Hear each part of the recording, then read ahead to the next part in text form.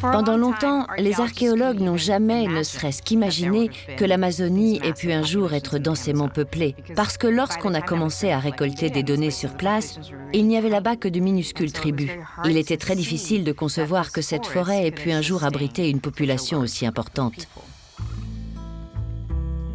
Mais un jour, quelques archéologues décident de se repencher sur le journal de Carvaral et trouvent des preuves qui viennent étayer un certain nombre de ces affirmations.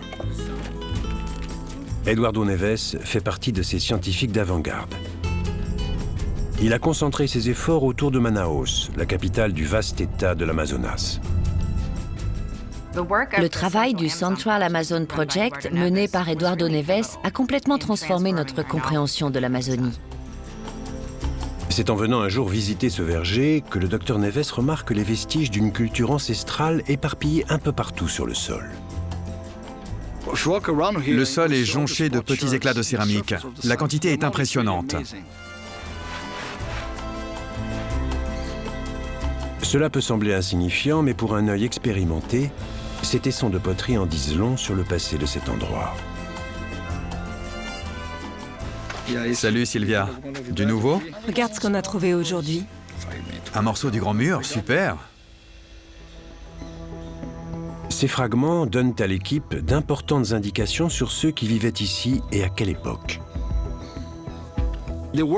Jusqu'à présent, nos recherches nous ont permis de déterminer que cet endroit avait été occupé par intermittence pendant plus de 1500 ans, sur une période datant d'avant l'ère chrétienne jusqu'à l'arrivée des Européens au XVIe siècle.